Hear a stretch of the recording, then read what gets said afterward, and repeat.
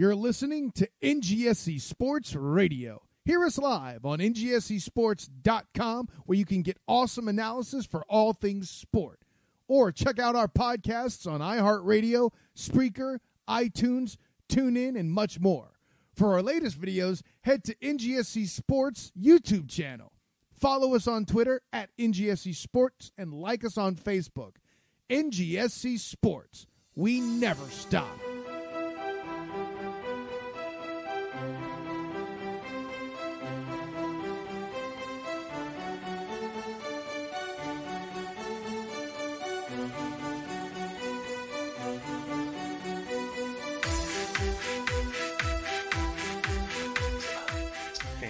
Yes, these are old men who fought in WW2. Ah, the Isle of Wight.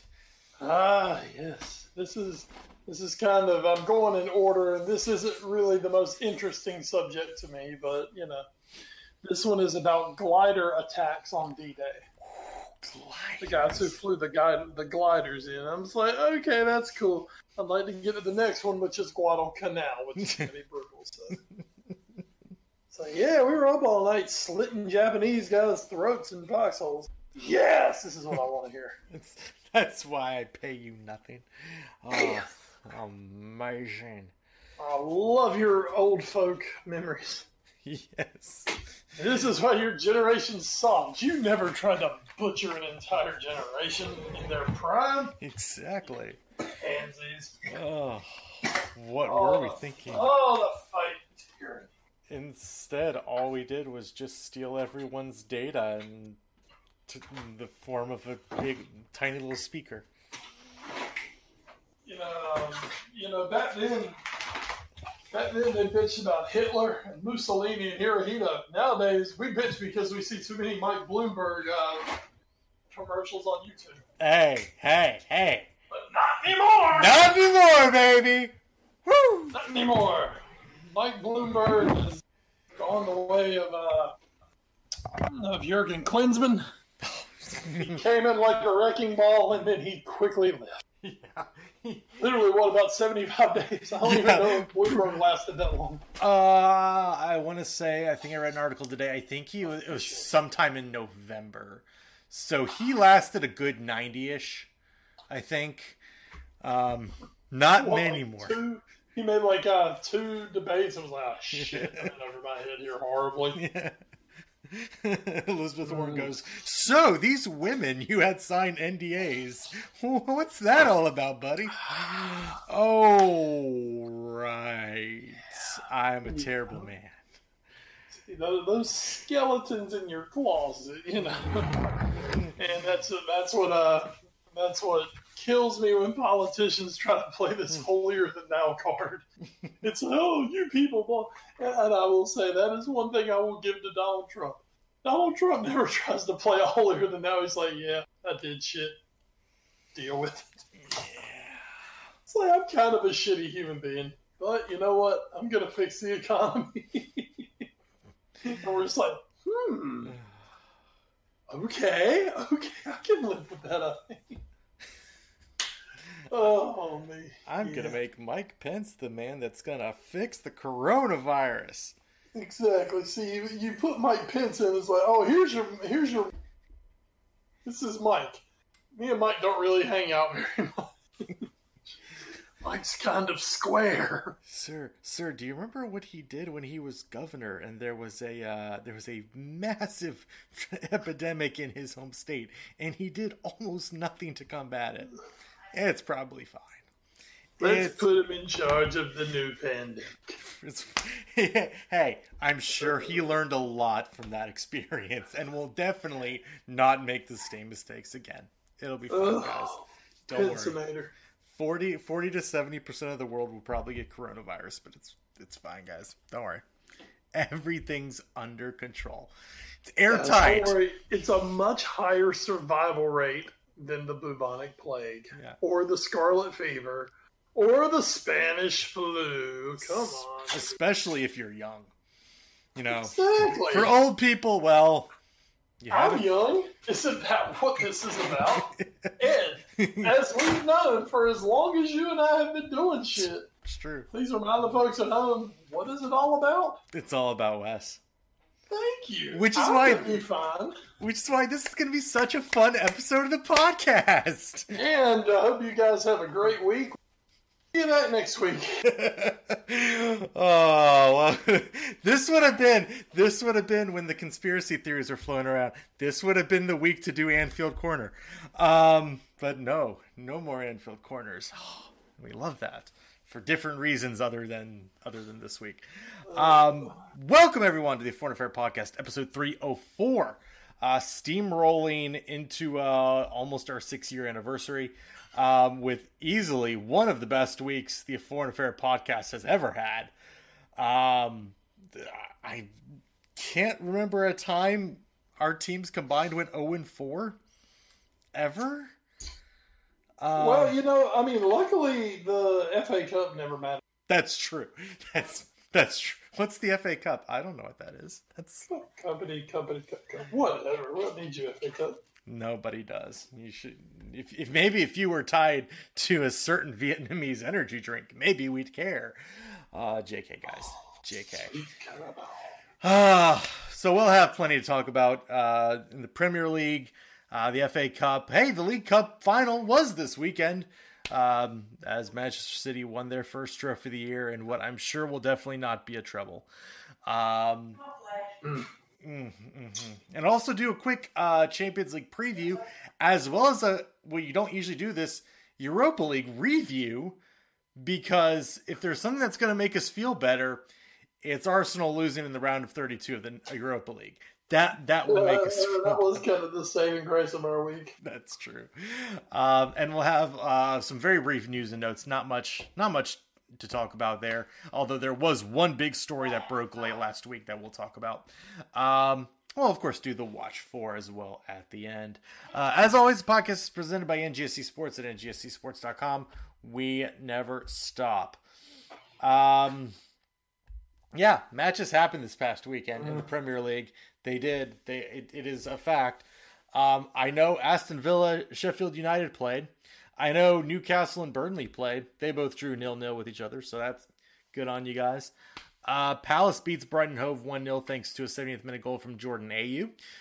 Big one there in a couple teams that are somewhat near the bottom half of the table, and just any point right now kind of starts locking you in to the next season of the Premier League, so that was good for them. West Ham, just full of life and vigor now. They beat Southampton 3-1 at home. Bournemouth so close to beating Chelsea in what could have been a match-defining or season-defining match for them as they try to rise back up the table.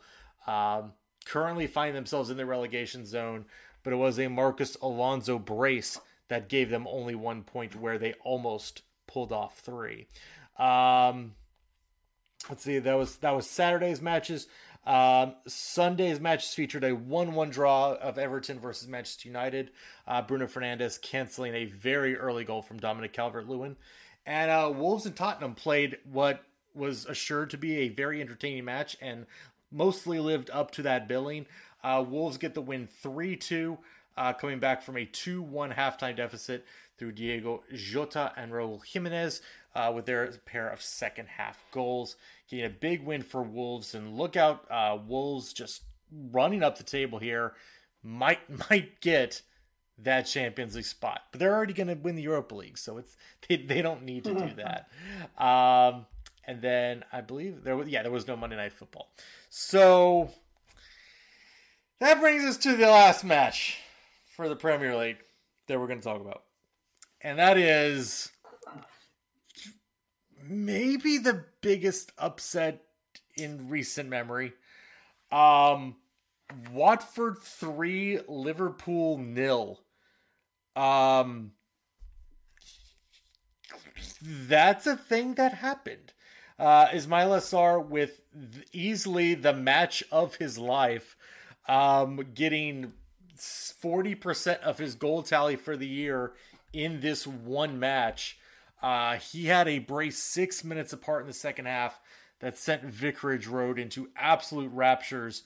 And then Troy Deeney capped it off in the 72nd minute to end Liverpool's undefeated, I'd say start, but we're at match week 28 out of 38. So it's most of the season at this point that Liverpool was undefeated in the Premier League. That has now come to an end. Liverpool misses the chance to set a new Premier League record of undefeated matches, winning matches in a row. At 19. That's the second time that's happened this year. Yes, twice in 1 year. The first time was Manchester United to a draw, which you're like, okay, I can kind of see that. Wes, I don't think anyone could have seen this coming. Even with the warning signs that were starting to blare a little bit of Liverpool playing some close matches. There was the Norwich 1-0 win. There was the 3-2 comeback win against West Ham. There was the loss at Atletico in the Champions League. And of course, we'll also maybe briefly get later to the FA Cup loss against Chelsea. But I don't think anyone would have expected this loss in this fashion either. No, look at the schedule. You had coming up, you had the trip to Goodison circled. You had the trip to the Etihad circled. And you were kind of like, okay, those are going to be the tricky ties here. Goodison, obviously, we're better than Everton, but A, it's Goodison. B, Carlos had them playing better. C, they will be really fired up to try to beat Liverpool. So that was one circle, and of course, Liverpool at City. What else is there to say? It's Liverpool at City. It's a war. I think those were the ones that were really circled, and here comes Watford. Watford had a nice bounce under Nigel Pearson, and it literally kind of revolved after their match at Anfield, where they gave Liverpool as good a game at Anfield as anyone has this year. Sure. And then went on, I believe, and won 4 of their next 5 and looked like they were getting things together. And then they went on a 5-match winless streak here coming into this match. And it kind of looked like, Watford's in line for their hammering. And, buddy, they just they did not lay down and take it. The first half was a pretty even one, back and forth. Liverpool had some chances. Second half, the Hornets completely took control of that match. He's a former pandemic Sarr. He punished, and he had multiple goals. So it was Sarr's goals. Yeah, it was Sarr's goals. That's right. He punishes Liverpool with 2, and then Jardine. The great Jardine. He gets number 3. It was absolutely a shock. I was watching it at work, so I was kind of half watching it, half doing work, whatever. Who needs that? And 0-0 at halftime. I'm like, okay, whatever, we're fine. We go 1-0 down. I'm like, all right, time to turn it up. Let's go ahead, get us a couple goals, and win this match. 2-0. I'm like, oh shit. Okay, we can scrounge some from this. 3-0. I was like, oh god, they're gonna burn everything. It was it was a bizarre match from a Liverpool perspective. Not bizarre in any way, like, they scored 3 of the luckiest goals you ever see. No, it was bizarre to see Liverpool capitulate in the second half. It's bizarre to see Liverpool give up 3 goals. Yeah, very. It's bizarre that in their last, I think, 4 matches now, Liverpool have given up 8 in all competitions, and scored 1. Those are not Liverpool numbers. And quickly, and including the FA Cup, bound out of the FA Cup, Liverpool, the dream of all this silverware we're bringing home, and all of these records and all the plaudits.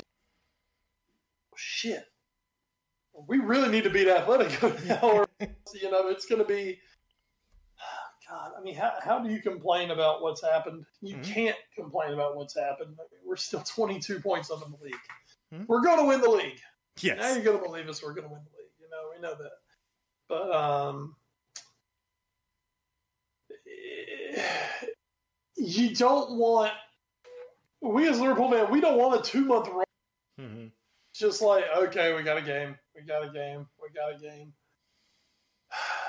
Everybody else is still in Europe. Son of a bitch. So big one coming up. But, with this, it's a huge win for Watford on multiple fronts. They desperately needed 3 points. Yes, they did. They're out of the these were obviously 3 points that they had not circled on the calendar. Oh, we're going to get 3 here. Yeah. So, this is like, for Watford, this is like walking out of the store, looking down and finding a $50 bill on the ground. It's like, oh shit! Yes. Hell yeah! Yeah. So these are massive points for Watford to be able to pick up in their bid to stave off relegation. Also on top of it, it's right.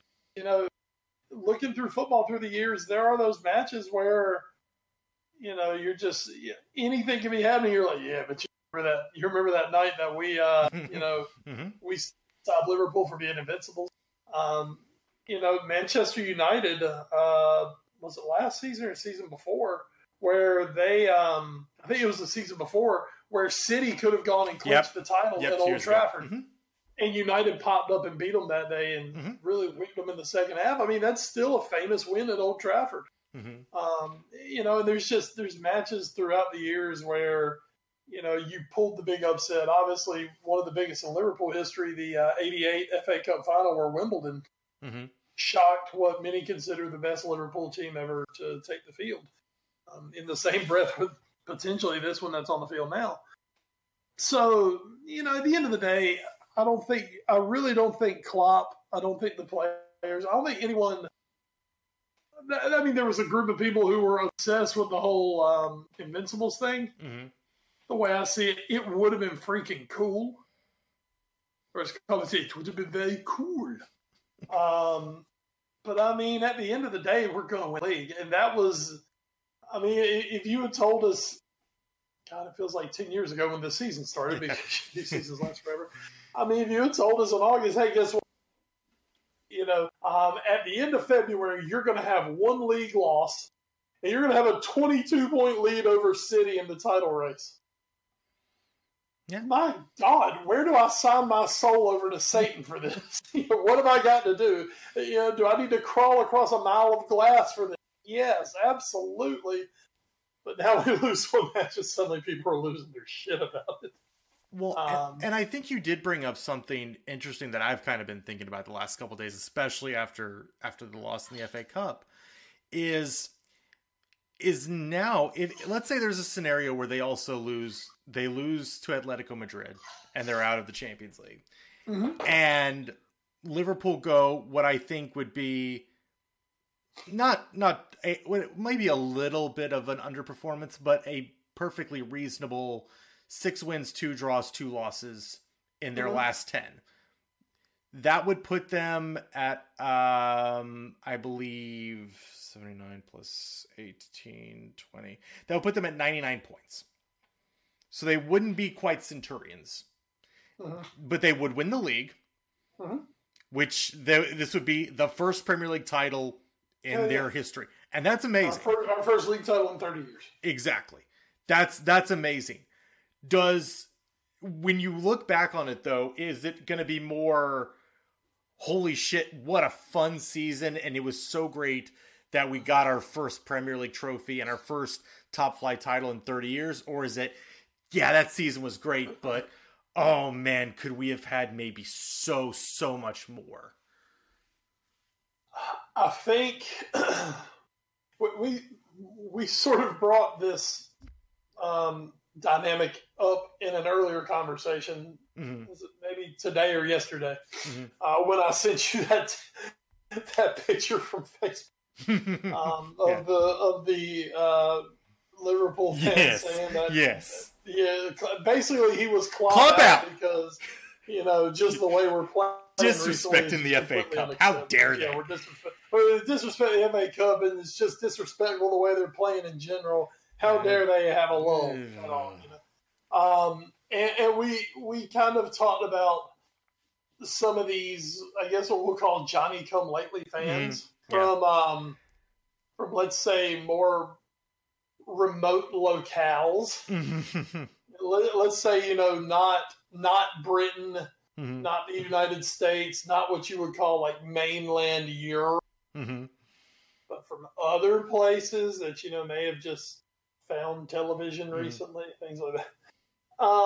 And there is a fan base, and I say fan base in quotes, and this is for a lot of teams who are very new to the team and have these extreme, insane, unrealistic expectations. Well, and I'm seeing like on Reddit on some of the post-match threads, people saying, this sucks. I'd forgotten what it felt like to lose. And I'm like, really? like I know this was some incredible run, but it hadn't been that long. Especially if you've been I'm thinking if you've been a fan for like 20, 30 years. You've been through droughts where it hasn't come this easily. So his name was Roy Hodgson. Exactly. There you go. I'm sorry, continue though. But I mean, kind of what you're saying there. There's a group of a vocal. I think it's a very vocal minority who take to the social media world. Absolutely. And it's like a spoiled child on Christmas. I didn't ask for this $500 video game system. I wanted the $800 video game system. How dare you insult me by buying me a $500 video game system? And I believe that minority, that vocal minority, will, let's say Atletico knock us out of the cup next week, and we go on and we win the league by 17 points. Sure.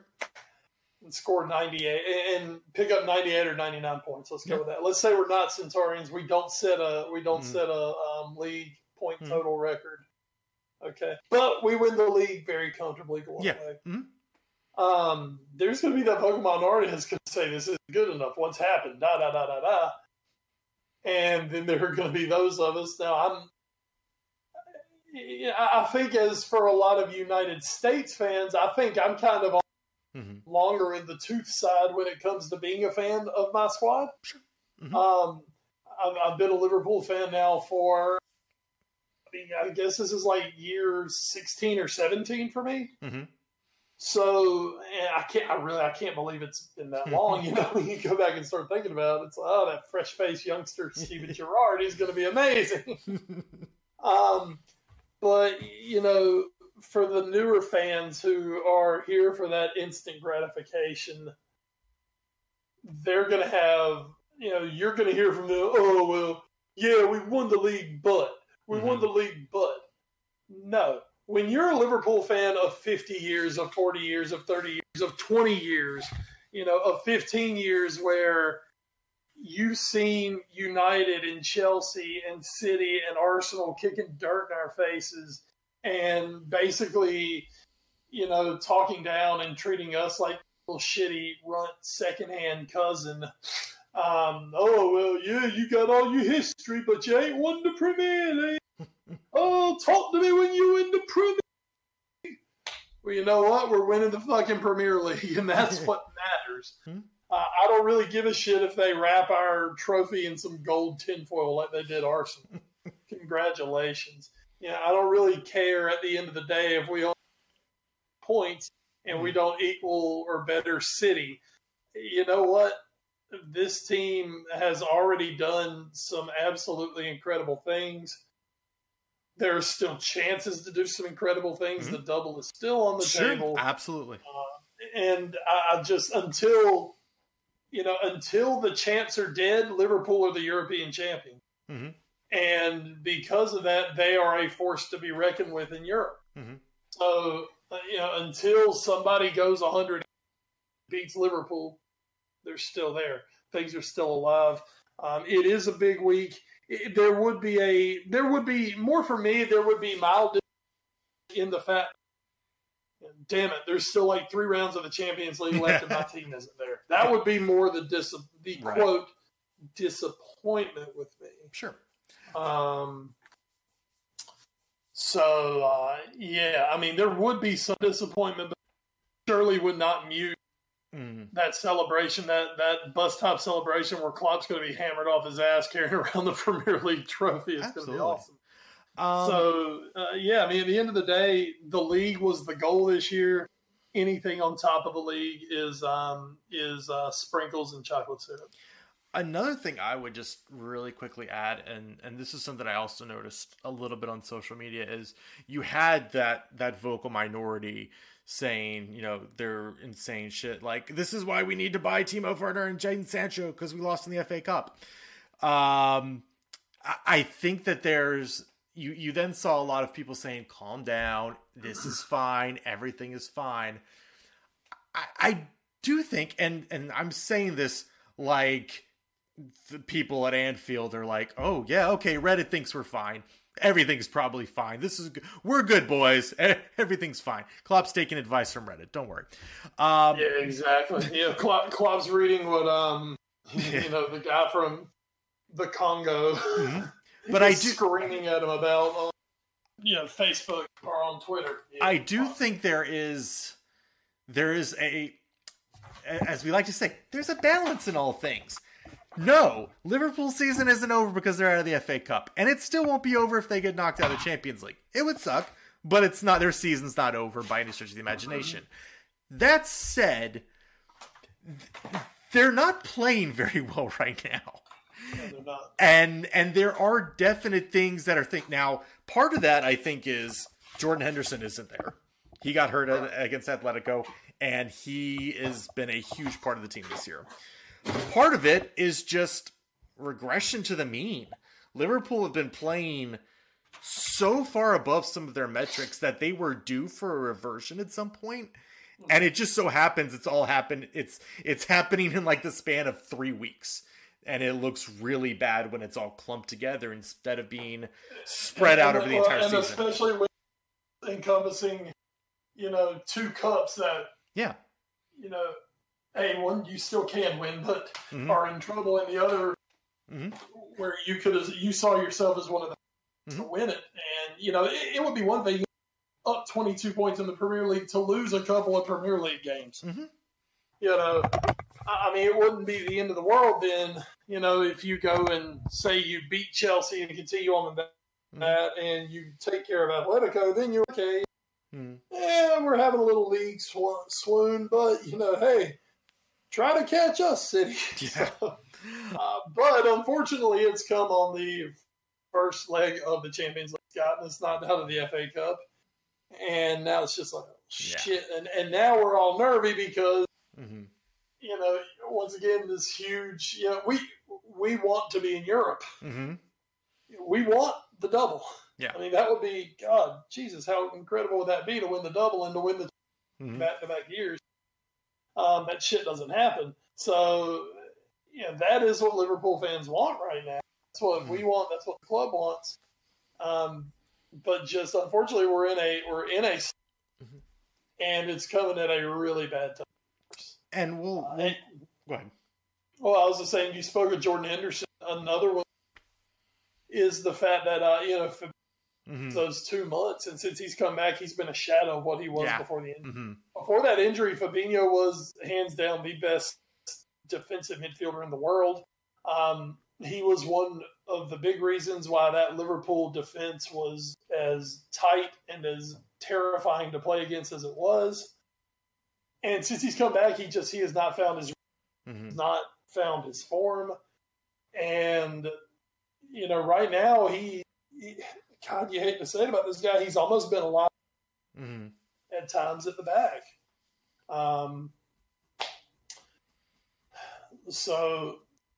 That's definitely something to keep an eye on.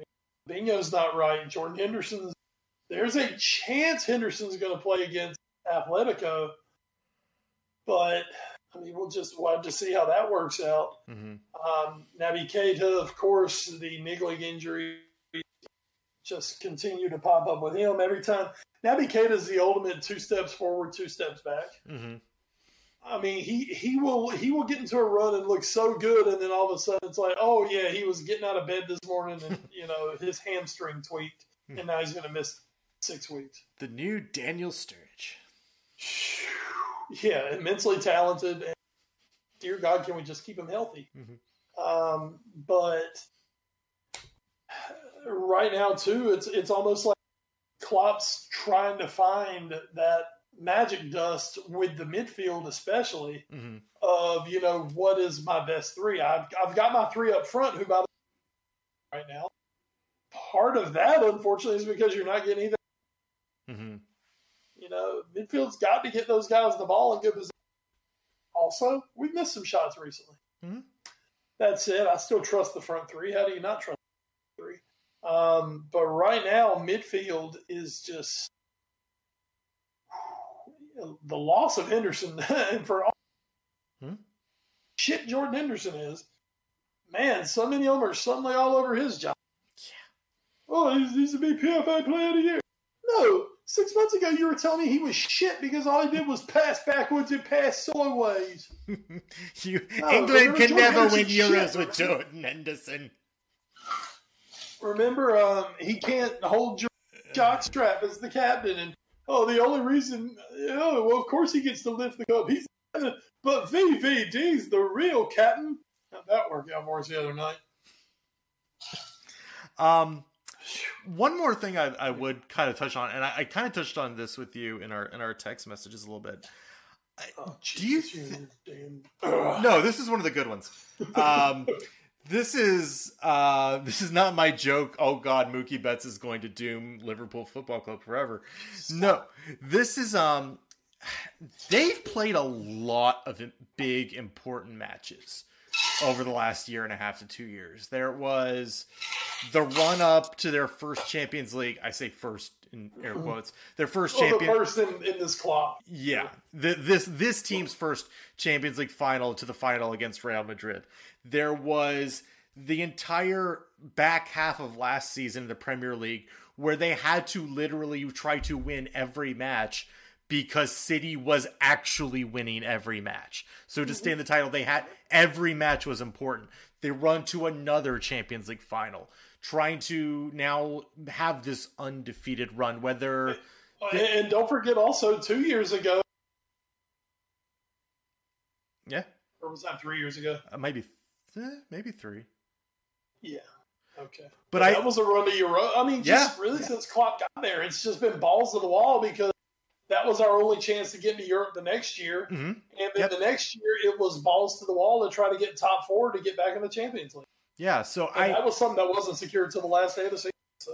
And I know guys like Trent Alexander-Arnold weren't that far back, and Virgil van Dijk weren't that far back, but this is a core that has played a lot of very, very important games over the past couple calendar years. Mm-hmm. Plus, guys like Sadio Mane who have played just a high volume of games. We talked about that, him and Heung-min Son playing for club and country. And I do wonder if at some point just that many big games you always have to get up for it. And yes, football players have to get up for every match. Every match is important, blah, blah, blah, blah, blah. But Liverpool have been playing a very large amount of you have to win this game matches over the last couple years. And I wonder if not that they're all of a sudden going to fall off a cliff. That's not happening. I'm not doomsdaying this, but I do wonder if maybe that's a little bit of part of this swoon, is that in what has become another incredibly busy part. Oh, congratulations. We got 1 week off for our winter break. Whoop-de-fucking-do. If at some point this toll has caught up to them just a little bit, and it brings them down from an 11 out of 10 to a 9.5 out of 10. Still an amazing team, but maybe could that be a little part of the reason for this little mini swoon? I don't know. Oh, absolutely. Even though Klopp and them, they're at anything related to being tired or exhausted. Mm-hmm. But of course, what else are you going to say? Oh yeah, we're tired. Yeah. Well, you know what, Ed? Luckily, the summer is coming. That means these guys can take a couple of months off, recharge your batteries. Nothing. Oh, wait. Well, at least they'll have next year the winter break. Oh, wait. Mo and Sadio and Navi are going to the. Oh, Jesus Christ! You know what it? Yeah. You know what? I know they're going to have a break. Wait. One day they'll retire. Well, you need a break. You ain't retired.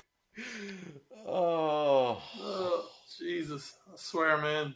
So much football. I mean, that's it. We're just here. It's like I talk out of both sides. Yeah. Can't wait for Euros. Oh, I can't fucking wait for Euros. Euros. I love Euros. Why can't we do Euros every time?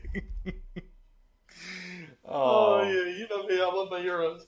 But I mean they can say it all day, but at some point it is taking a toll.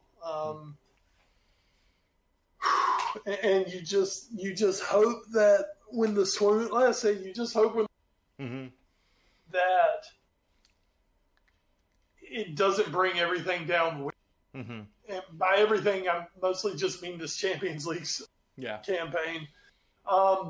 This is somewhat the time of the year where we do usually have a little swoon. We're actually maybe a few weeks late on it.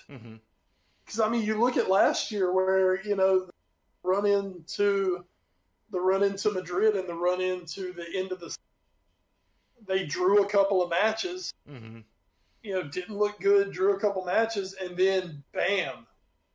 You know, and Klopp has prided himself and prided the team on, you know, they hit their stride at the end, toward the back end of the season is when they really hit their stride. Because, you know, they condition and they train for the run-in. Sure, yeah. And this is where Liverpool really kick it in, and we've seen that over the years.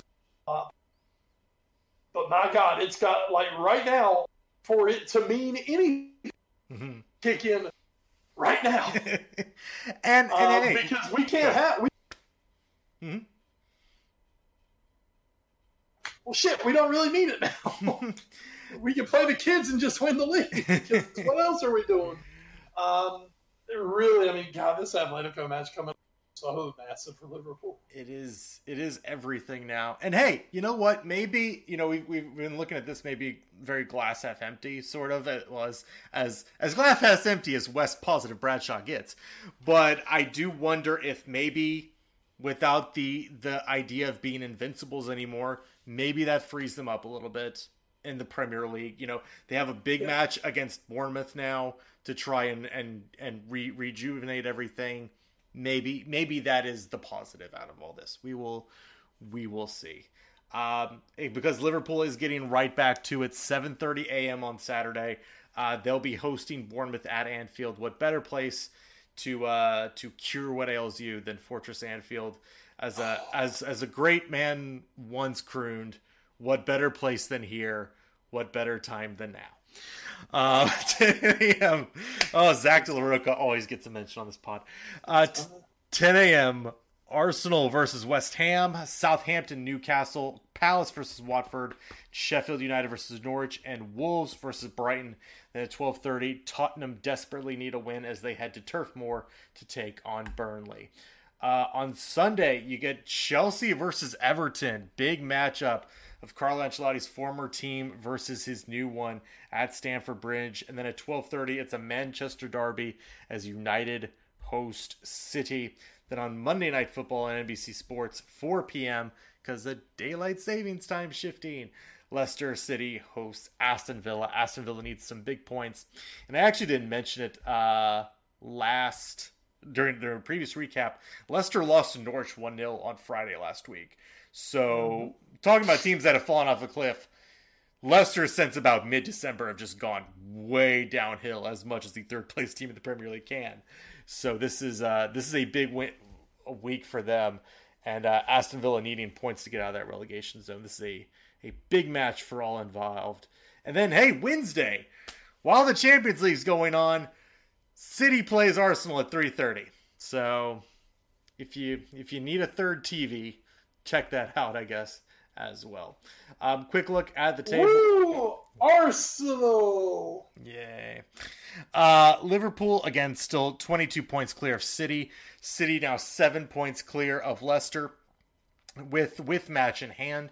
For whatever that's worth, depending on how their whole thing shakes out. Chelsea 5 back now of Leicester in 4th place. United 3 back of Chelsea in 5th. Wolves right there with them on the same point total. And then Tottenham and Sheffield 2 points behind those two teams. The bottom of your heart, the relegation zone. 3 teams sit at 27 points. West Ham, Watford, and Bournemouth.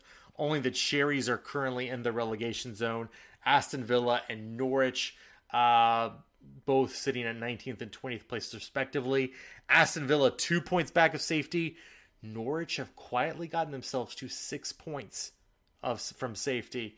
With 10 matches to go, it may still be impossible, but they're not out of it yet. So that's that. To the League Cup real quick. Hey, Aston Villa gave City a match. That's good for them. They do still fall 2-1 thanks to a pair of early goals from Aguero, the Coon, and Rodri for City in the first half hour, getting all they needed to there. So Manchester City defend their title and give themselves a shot at the cup treble, which is still a thing they could do. So good on you, Manchester City, with the incredibly difficult run you had and continue to have in all competitions. Like the FA. This is 3 straight or 4 straight? I want to say 3. Let me see if I can look this up real quick. EFL Cup. Do you just have do results by club? Let's see. Yeah. So Man City. So 15-16. So they did not win 16-17. That was United, and then so yes, City have won 3 straight. I mean, give it to him. Pep has always said that he goes out to try, and he's done a very good job of that at City. They've won multiples on domestic cups. They've won the league. The European Cup has evaded them, but I know we kind of snicker and Carabao Cup. Well, you know what? There's a whole hell of a lot of clubs. True. To Liverpool it doesn't. To Manchester United right now, it probably doesn't really matter. Arsenal, I'll tell you though, I mean, Tottenham fans, at the end of the day, it would have been cool to win the Carabao Cup. Yeah. I mean, it would have been a cup. Hell, Aston Villa, shit, that place would have burned to the ground if Aston Villa Cup. That would have been amazing for them. True.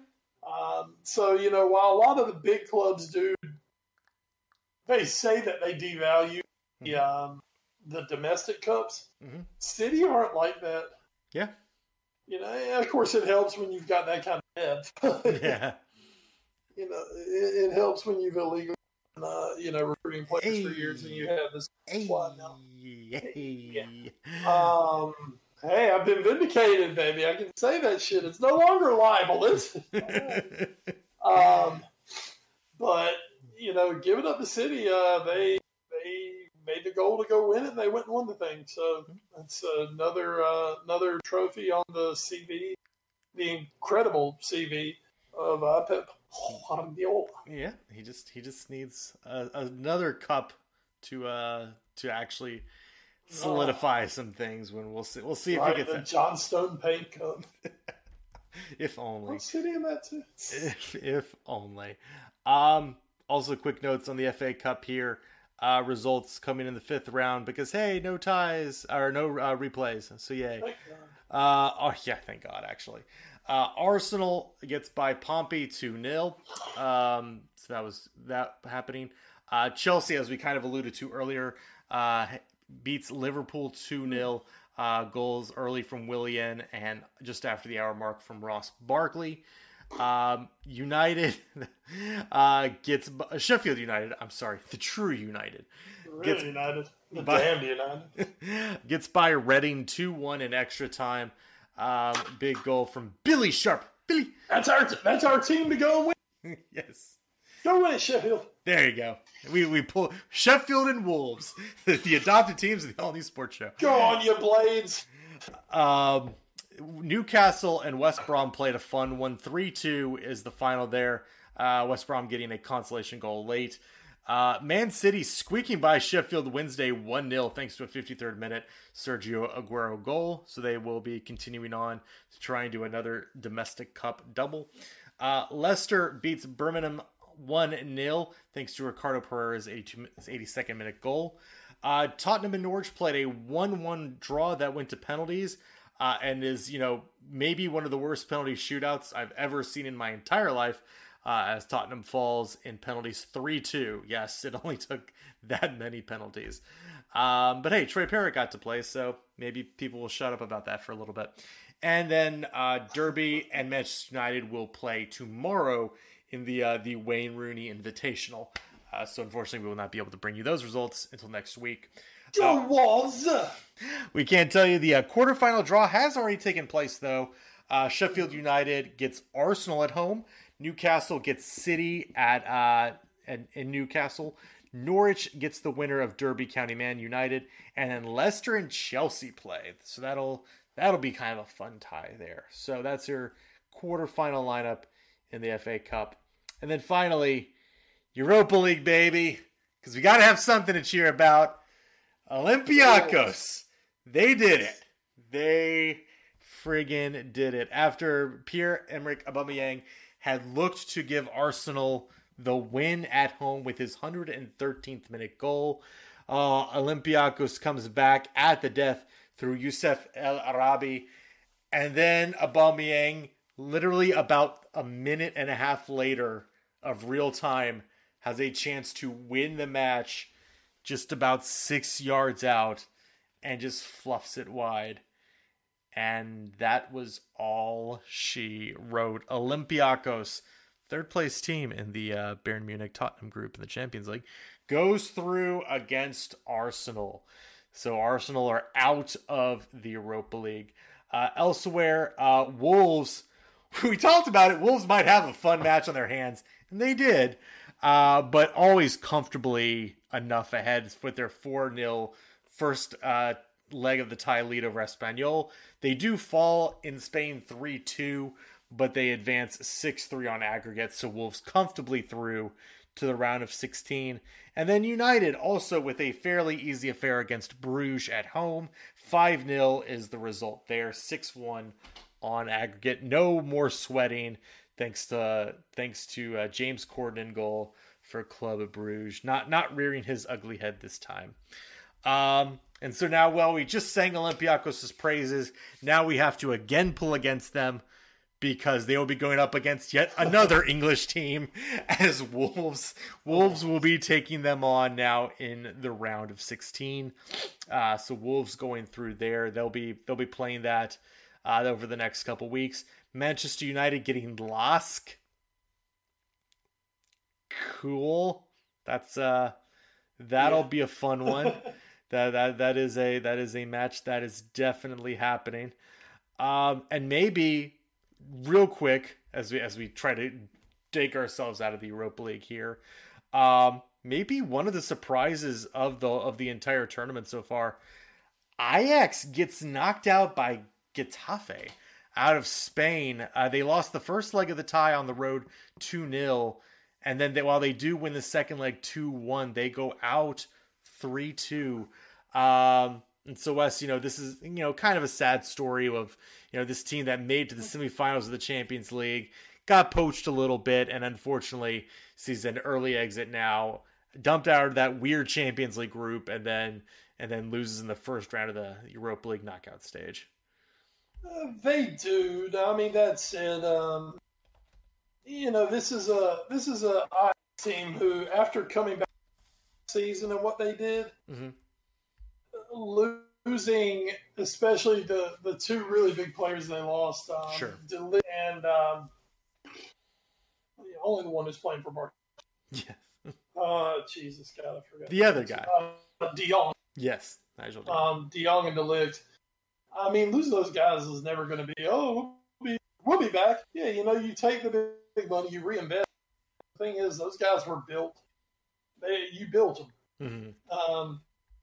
And you're reinvesting this money. You're looking to build the next guy, but you don't have them in place. That's what it is. Give Getafe some credit. They currently sit fourth in the La Liga. Mm-hmm.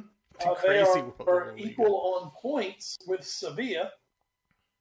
They have a better goal difference, but of course they do their goal difference a bit different right now.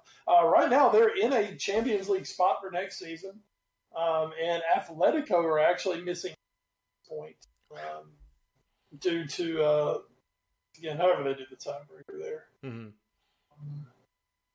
And it looks like Getafe are going to be taken, as you said, in the next round.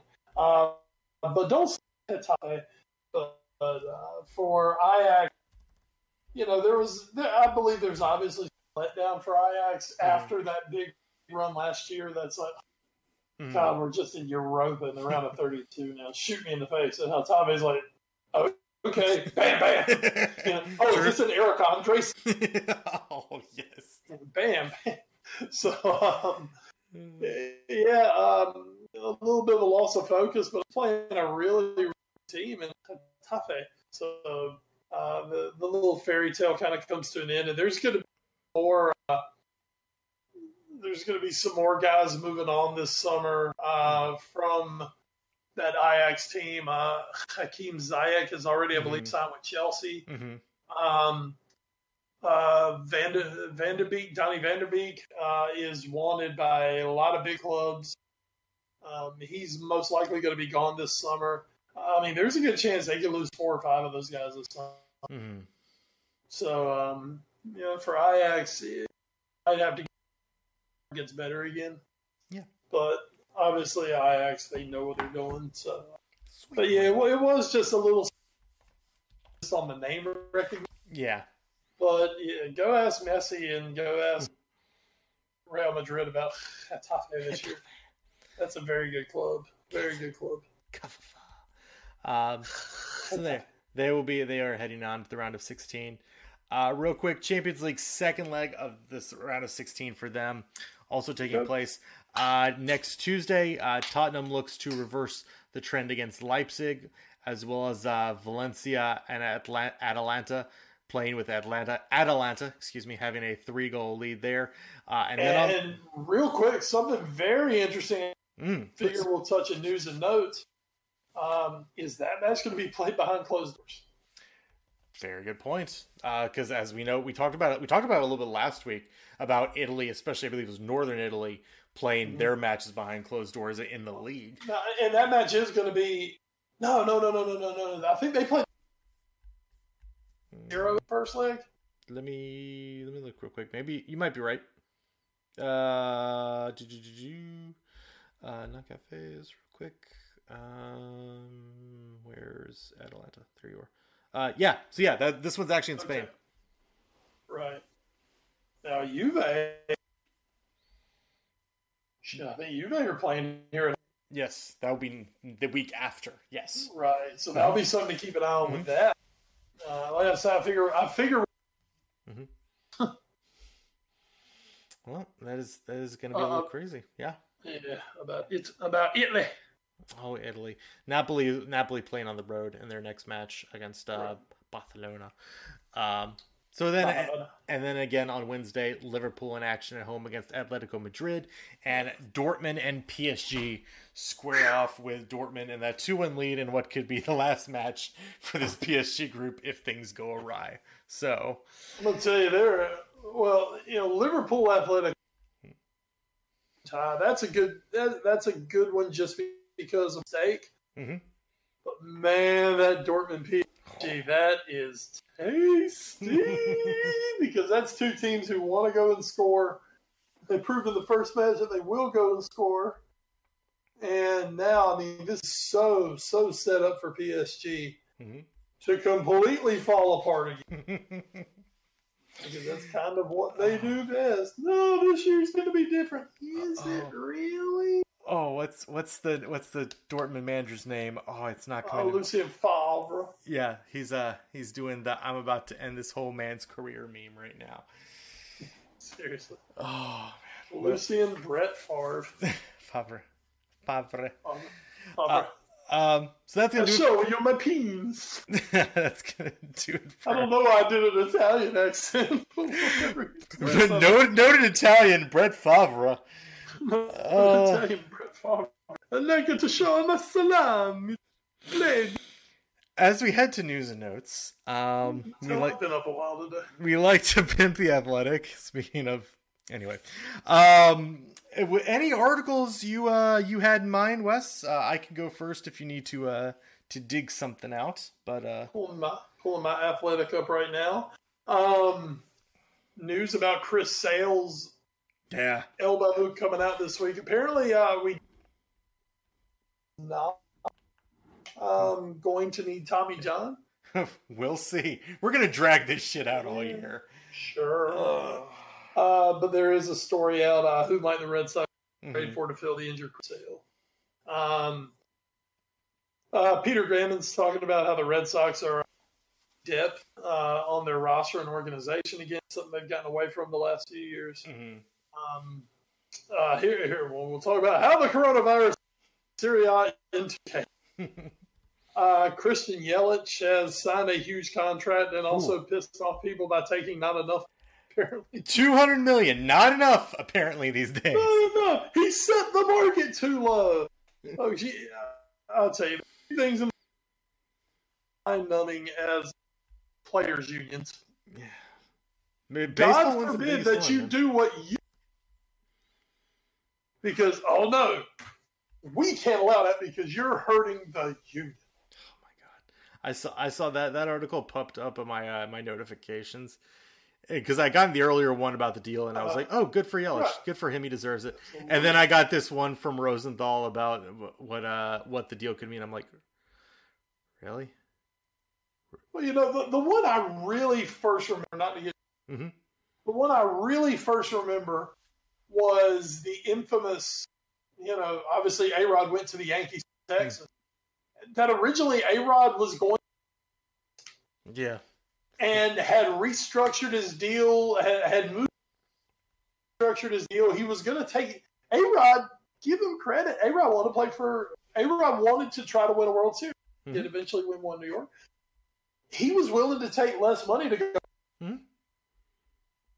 And basically the union said, nope, not letting you do it because we're not letting you.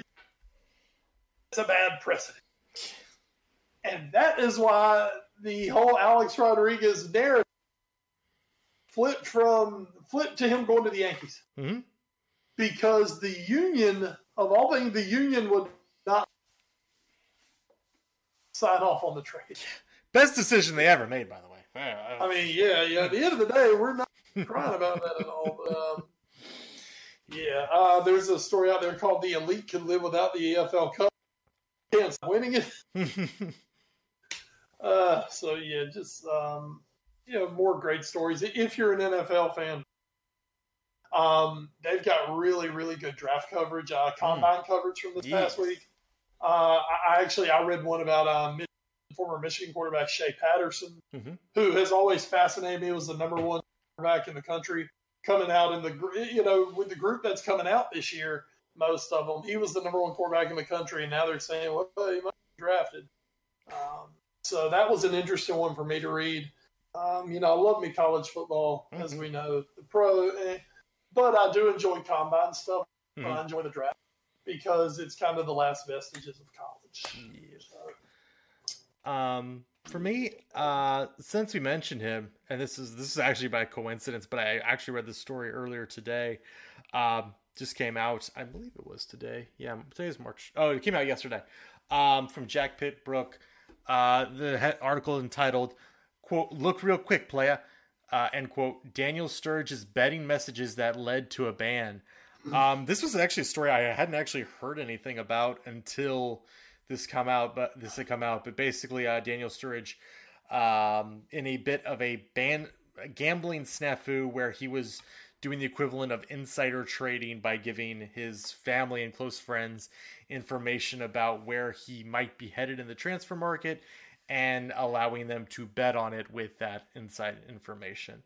And there's talk of the initial ban getting overturned and a much bigger, heftier ban getting put in its place. And just really disappointing to see what's happened to Daniel Sturridge, who was playing his somewhat in Turkey, and now is pretty much just going away from there. So unfortunate for him, of course.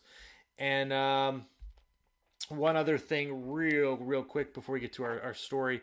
The Baseball 100 project is starting to wind down.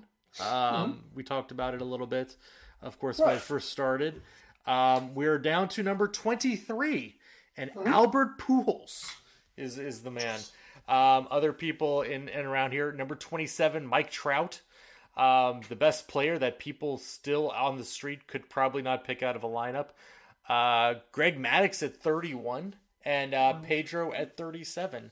So again, just criminally underrated, if you ask me. Absolutely, Pedro. I think to me, and once again, not to get too far off, Pedro Martinez is the right-handed. He's amazing. Where for a window in time, they were potentially the best pitcher you'd ever seen in your life. Not just that. Oh well, for great Jack McDowell was back in the day. You know, for 2 years, Jack McDowell was the best pitcher in baseball. Okay, you know that happens. No, Pedro and Sandy Koufax are two guys who, for about a 5 to 6 year run, were the best pitcher you ever saw in your life. Pretty much, yeah. Really good. God, man, wow. Pedro from like 97 to 2003. And the numbers back it up. Yeah. Steroid era. Pedro's throwing up sub 2 ERAs and he weighs like $160. The only issue with Pedro Martinez is just really longevity. He did start to break down a little earlier, say a Clemens, or maybe some of the bigger power pitchers, weighed 220, 230 pounds, and their bodies just kind of took the physical pounding a little better. Right. But my God, Pedro Martinez. Still, to this day, let's say he's the best pitcher I ever. Just, I'd always say, just people go back, because it doesn't take very long. Just go back and watch his All-Star Game appearance at Fenway Park back in '99. Just making literally some of the best hitters of that era looking stupid. Oh yeah. I mean, not even giving them a chance. Like this is a hitter's park, and it's a hitter's showcase in the steroid era, and it's just like, no, you don't get to hit this baseball. It doesn't happen. And this little dude is going out there and making them look like idiots. It wasn't 6'10", Randy Johnson. It wasn't Roger throwing his gas at 230. It wasn't one of those huge guys. No, it's 5'9", 155-pound Pedro out there just throwing piss rockets, and then B, putting the ball on a string and just doing like a yo-yo whenever he felt like it. Amazing player. Yeah. And then just having the unbelievable charisma that Pedro to go with it. So. And he threw Don Zimmer to the ground. That was amazing. Damn right he did. So that's going to do it just for that. But we still did have some news and notes. One big story that came out, again, late last week. Premier League, they're announcing a Hall of Fame with the first two inductees to be revealed on March 19th. This is a big story coming out from some different things. And we talked a lot about, Wes, you put on, I don't know if you actually posted this on social media, but I do know you mentioned it to me, that you believe the first one should actually just be Sir Alex Ferguson, period, end of story. Right.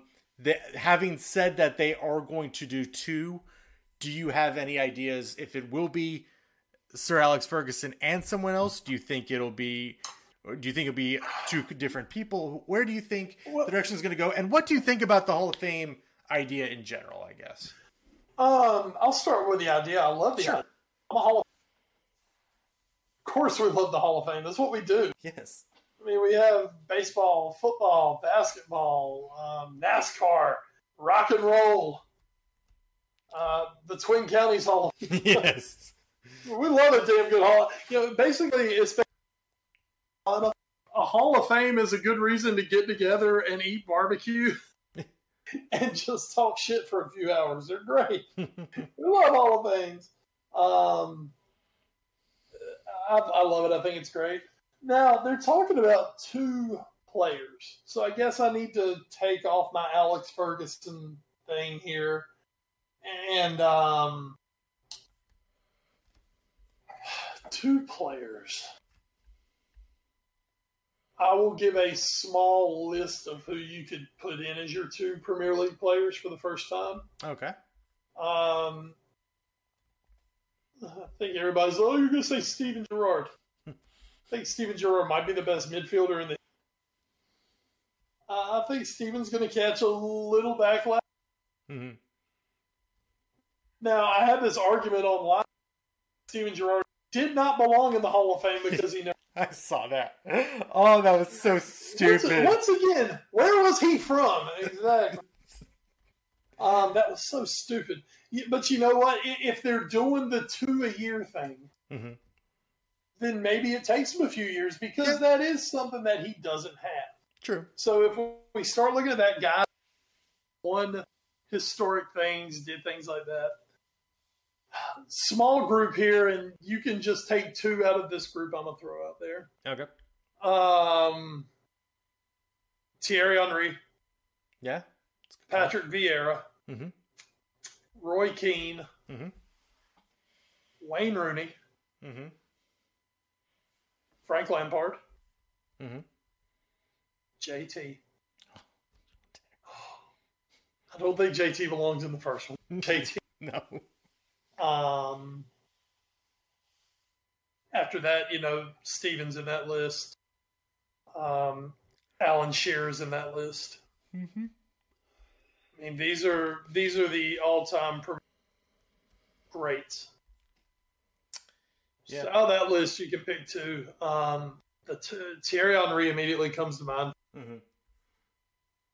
I would do Henry. Say Roy Keane. Mm. Roy Keane, first ballot Hall of Famer. Or maybe Giggs because he's a less controversial one, I guess. Controversial.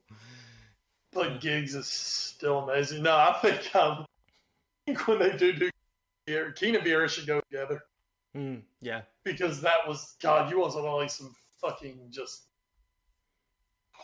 hard-ass battles of death and war. Vieira versus Keane in midfield were amazing. So, but yeah.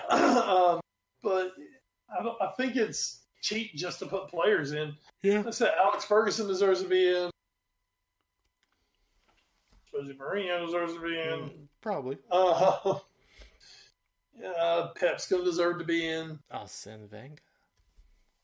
I said Arsene Wenger. Oh, I'm sorry. Yes, you did. Yeah, that was my second guy. I said it was Wenger. Yep. Yeah, Wenger and Ferguson. I mean, Wenger and Ferguson, when you look, especially longevity, they're the 2 who did the most.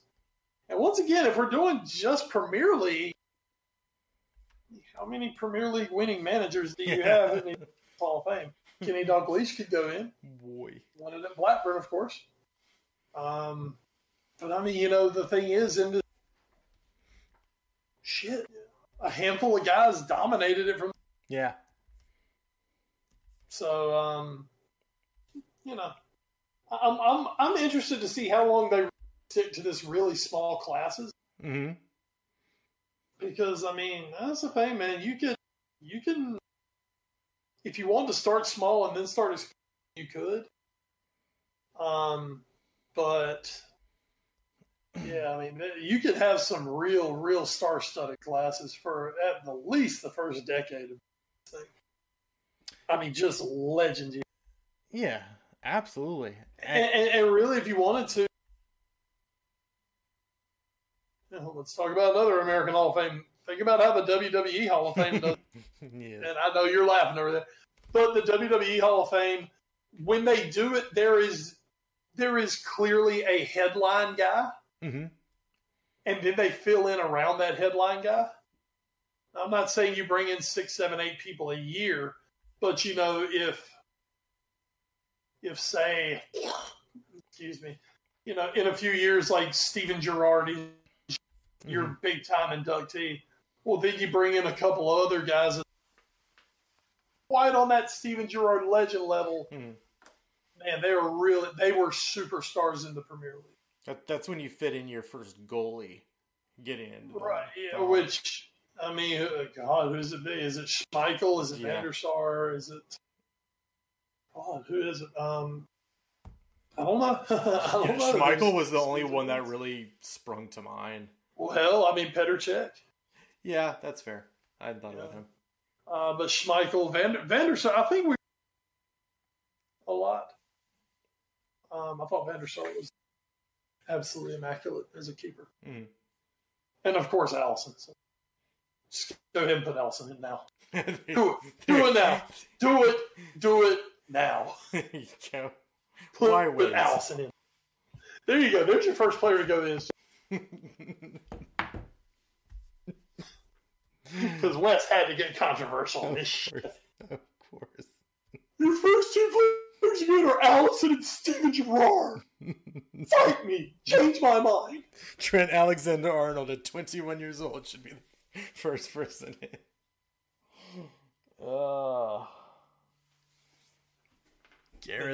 Gareth Bale. Harry Kane. Oh, why not? Harry Redknapp. Jesus God. That's in I want like the what's the wing over on the left by itself? It's gonna be like Roy Hodgson, Harry Redknapp, and Sam Allardyce. And Alan Pardew. The Alan Pardew wing. Damn it! I was just gonna say that. It's just gonna have a hologram of him doing his like weird little dance from the FA Cup, and that's gonna be the entrance to that wing. Oh, so dumb. But yeah, Hall of Fame is a great idea. So we'll be waiting for that in about 2 weeks. We'll get that first announcement. That's gonna do it for news and notes. Wes, let's hit the watch for now that The Sopranos.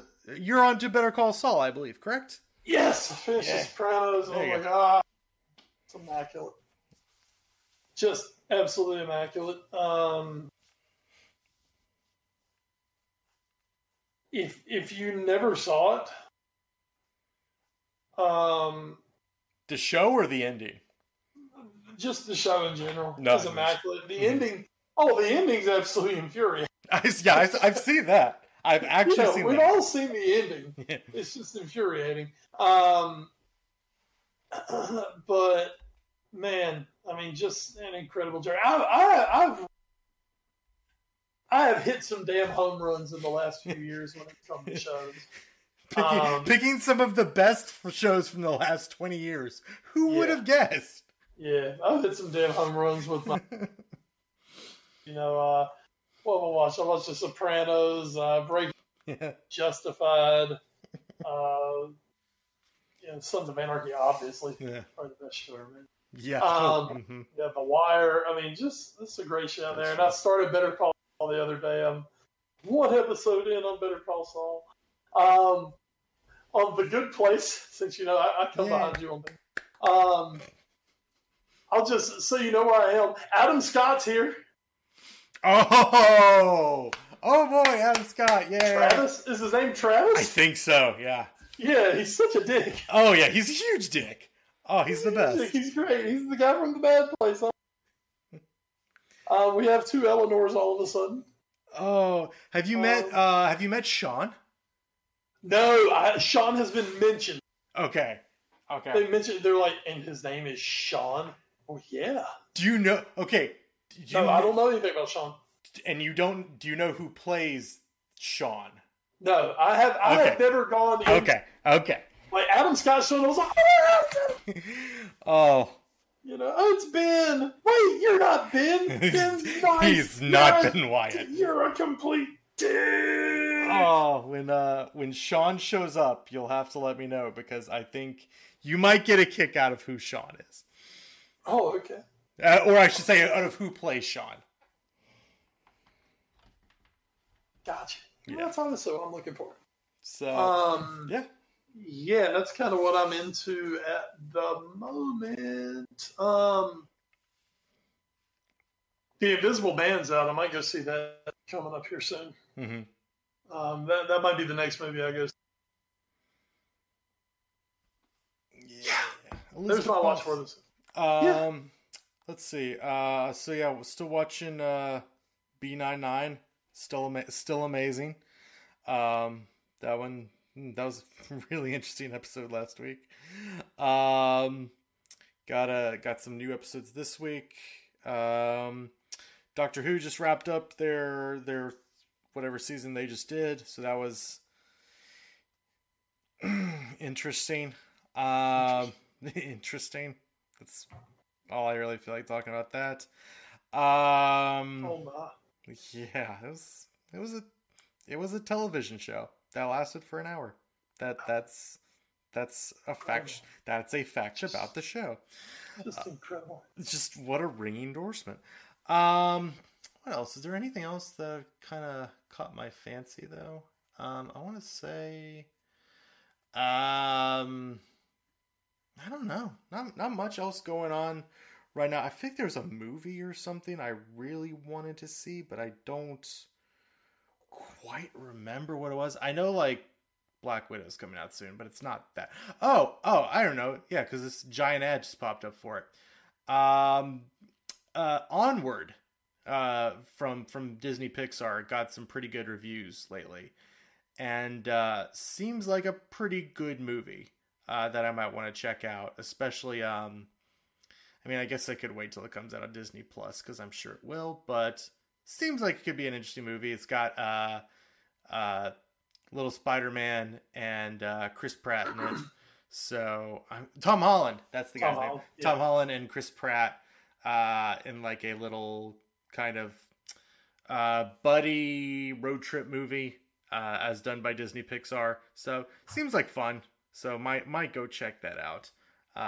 Reviews made it look pretty good. So that is Onward. They rule the world, don't worry. Oh yes. So that's I think for my watch for what that's gonna be.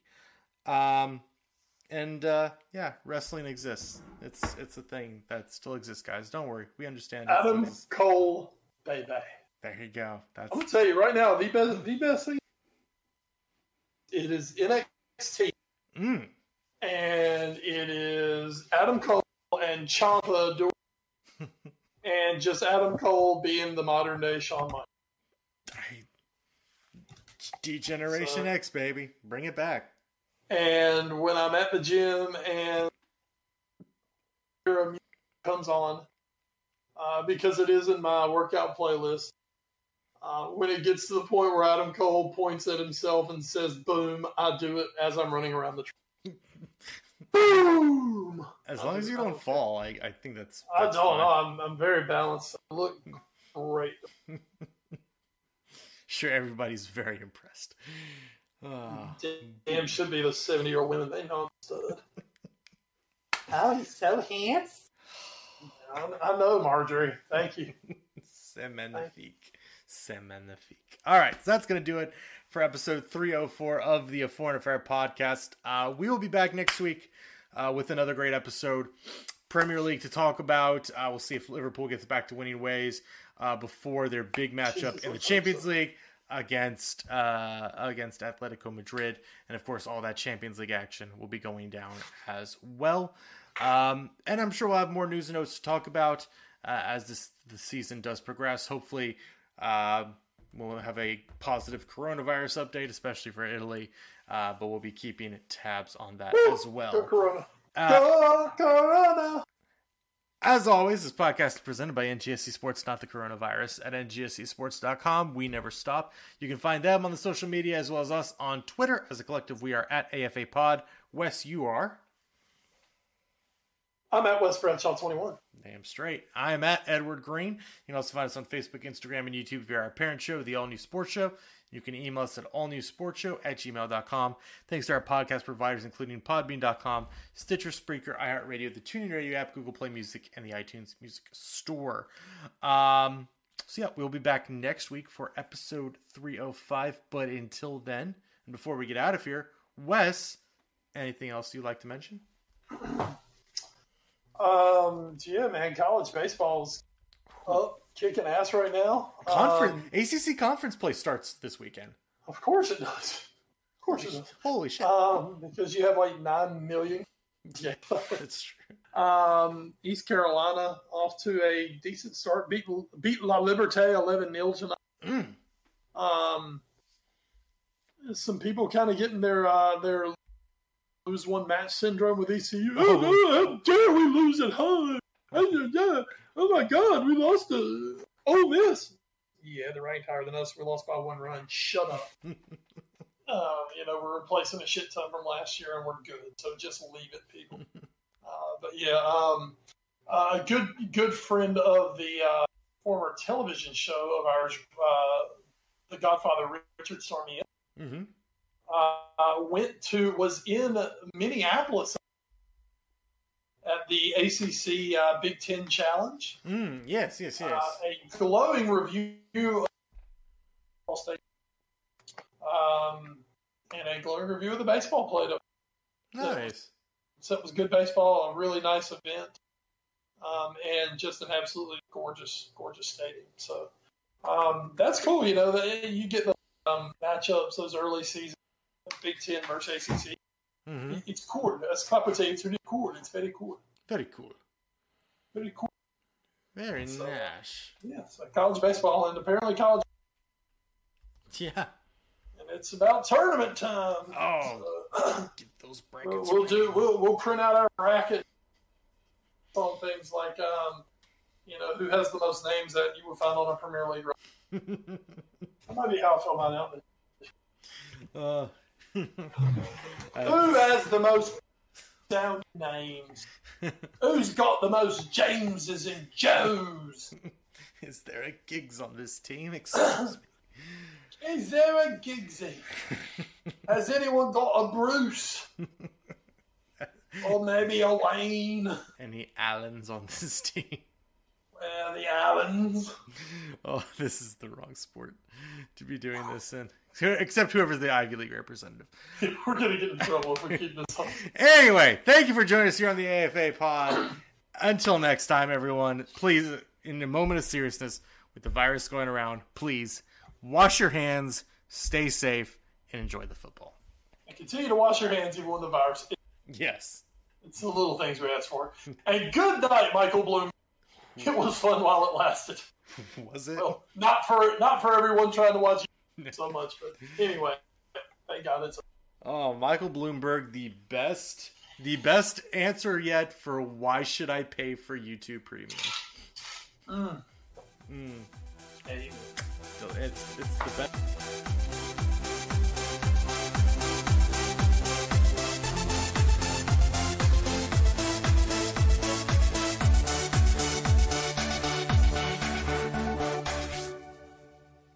You're listening to NGSC Sports Radio. Hear us live on NGSCSports.com, where you can get awesome analysis for all things sport. Or check out our podcasts on iHeartRadio, Spreaker, iTunes, TuneIn, and much more. For our latest videos, head to NGSC Sports YouTube channel. Follow us on Twitter at NGSC Sports and like us on Facebook. NGSC Sports. We never stop.